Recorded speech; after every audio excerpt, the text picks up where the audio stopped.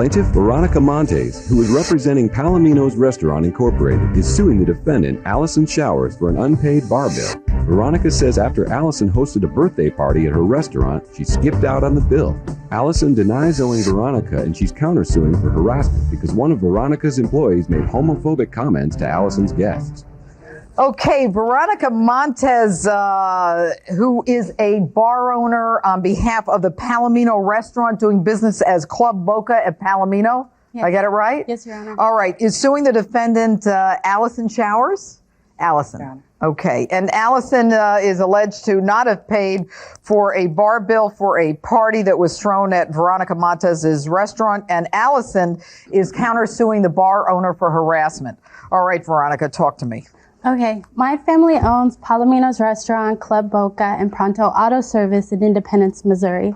We've been And Pronto Auto Service? Yes. Is that part of the restaurant? No, it's a different business. So like you could drive up, get your car fixed, and have a drink, Well, it's right?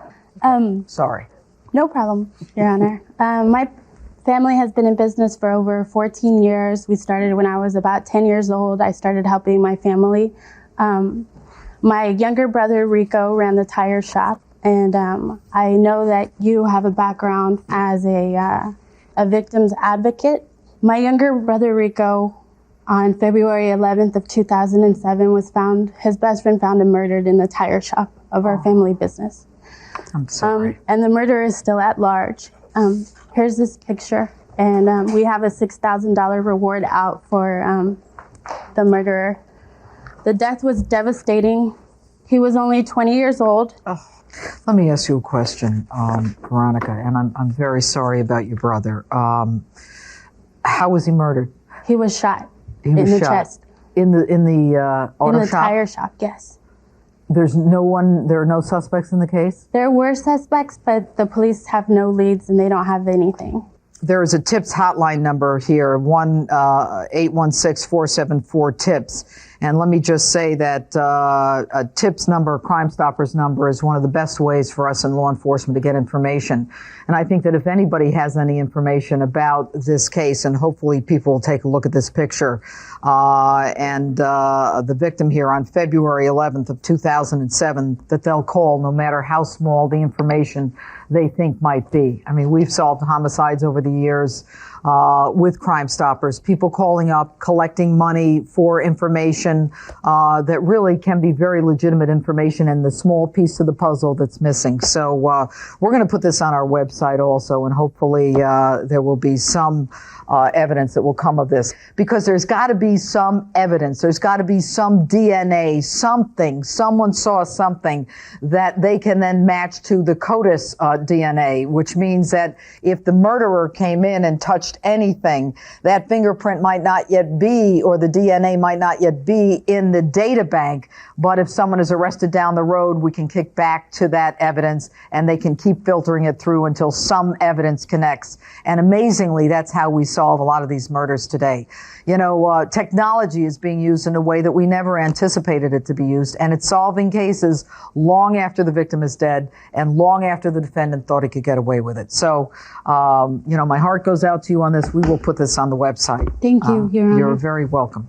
All right, now, why are you suing Allison? Okay, when I met Allison on June 7th, I was excited. A promoter friend referred her to me because I guess she originally rented another venue, but they canceled on her. So she was looking for another venue to have her birthday party at.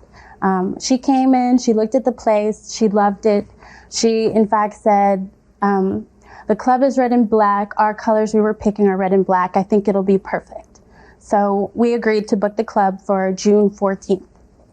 She wrote me a check for $2,000. I tried to cash it, but it didn't go through. And here's the check for that. Do you have a contract before we even get to the check? I mean, Yes. I'm happy to take the check, but did you sign a contract, Allison? Yes, Your Honor, I did. Okay, good. Let me look at that. I'll get to you. What happened to the check? Did the check bounce? Or did you stop payment on it? Talk to me. The check did not clear. That was in reference to, it was a joint account, and the person that was on the account with me left. Okay. So you call her up? Yes. What does she say to you? She said, that was the wrong check. I gave you the wrong check. Why don't you come over to my house? She invited me over to her house.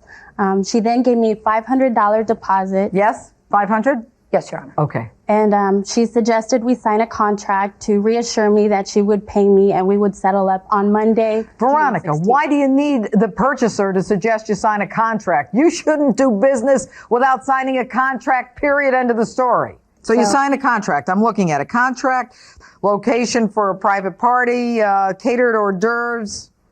It's not how you spell hors d'oeuvres, but cost will be $500 deposit, $1,000 for the club rental, $400 for catering, $2 per VIP drink order, $5 per VIP ticket collected admit. What does that mean? I don't get the $2, $5 ticket. We wrote that in as for like the non-VIP entry. Who's a VIP? How do you know who's a VIP? She gave me a VIP list. Ah. So I had So what's the everybody- deal, Allison? You say you want some people to pay for drinks? Yes. It was an open cash bar. Everyone paid Thank you. for their own drinks, except for those who were on the VIP list, who were given 2 drink tickets apiece at the door. After that, they paid for their own. Who pays $5, by the way? What is that? It was like a cover charge for non-VIP. Anybody that wasn't on her VIP list, it would have been for them. Okay. How do you know from this list who pays $5 when they walk in? My head count and my security guard wrote them down. So how much did you collect from the $5 non-VIP list? I only collected, I think, $80 because some of those people were let in without paying, even though they were not on the VIP list. All right, Allison, what's your version here? So I met Veronica through a mutual friend. As she said, she didn't have a contract. That contract with the misspelling was done by me just in a 5-minute process because she didn't have one. So we had the party. The party was wonderful. We all had a great that's time. good news, Veronica. And she's right. The club is a great little spot. The colors were great. We had a wonderful So time. why can't we agree on what you owe her? Well, that's the problem, is there was a discrepancy over funds. The only problem that we had at the birthday party is somebody that they had posted at the back door. Everybody had to go outside to smoke at the back door, so there was always quite a crowd back there. And he was on the phone with someone, speaking to someone, and said, yeah, the bar is full of queers and dykes. And I quote, and I have a statement from the gentleman that was involved in a verbal and then what, from my understanding, turned into some pushing, a very light physical altercation. Thanks, Jeanine. I don't know who this person at the back door was, but there were several of the guests ended up having altercations with him. Were you there that night, Veronica? Yes, I was. Did you hear about this? No, I did not. You know, let me tell you something. You run a business? Yes. I'm going to make a suggestion to you. You fire this guy immediately or you're going to get your tail sued big time. All right. Go ahead. After the party, when I got the bill, I thought I was going to fall out of my chair. All right, let's see the bill. All right, why are you going to fall out of your chair? Well, it was in excess of $2,000. Several things about the bill shocked me. The number of people that they charged me for at the door. Your Honor, on the bill it says that my daughter, who is present, Megan, who is 130 pounds, soaking wet, consumed 2 entire bottles of tequila by herself. Now let me tell you that 3 wine coolers will put Megan to sleep. Running a tab was never discussed between Veronica and I. I had no idea that Megan was even drinking that night, in light of the fact that she's 20. But how old are you? I'm 20. You're in trouble. I was not aware of that.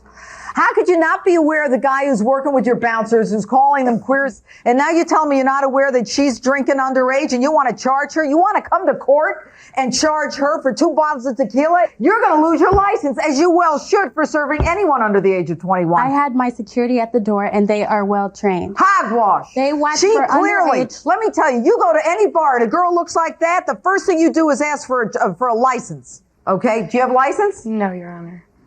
You don't have a license? I have a driver's license, yes, but I do not have a fake ID or anything like that. I was never asked if I was 21. There was me and 3 Were you of my drinking? friends. Yes. There was me and 3 of my friends. We did have a couple drinks Allison, at I'm the not bar. impressed. All right? She's 20. She's not supposed to drink. All right. Now, what do you want to say? Harassment. Talk to me. After I received the bill and was shocked, I had one conversation with Veronica, And after that, she was unable to reach me. And that is true. She's called several times and couldn't reach me. Why can't you reach her? She didn't answer. Why aren't you answering? You know you owe her money. She had a party. You had a great time. And that is all correct, Your Honor. I was in the hospital with breast cancer, having surgery. And I could not return her call. Didn't even know she was calling. My father, who lives with me, who is disabled, chose not to even tell me because at the time I was dealing with my own stuff. But then she started showing up at my house. I'm in the hospital. My father's there alone. She's showing up at my house at 11:30, 12 o'clock at night. Why are you going there at 11:30? Your Honor, I don't get off work till 9:30, and I had to go there after I got off work. And it wasn't 11:30, it was like 10:30. And she invited me over. She's in the hospital with breast cancer. She wasn't in the hospital the first time I went to her house, Your Honor. The first time I went to her house, she invited me in. We talked. She gave me the excuse that the club she had before took the money out of her credit card account and the funds were not returned yet. We talked. She told me I'm more than welcome to come back and see if she has the money. When were you going to pay her? When we could come to some agreement on what was actually owed. All right, Veronica, I'm going to award you the $400 for catering. I'm also going to award you the additional $500 for the deposit for the, in addition to the deposit for the club rental. The way I'm breaking down the drinks is as follows. 42 VIP, $2, 2 drinks. That comes out to $168, a total of $1,068. Now, you're running a business. You have an obligation to keep tabs, and you have an obligation to monitor that and prove to the court what you're entitled to. In terms of harassment, there is no civil cause of action. The truth is, she came to your house. Was it a good idea? Obviously not. And as far as I'm concerned, I hope that, you've learned something from this also, that you have to stay on top of them if they don't have a system in place. And you should have known that when you had to write your own contract. And you don't start drinking in bars anymore, all right? For the plaintiff. Thank you.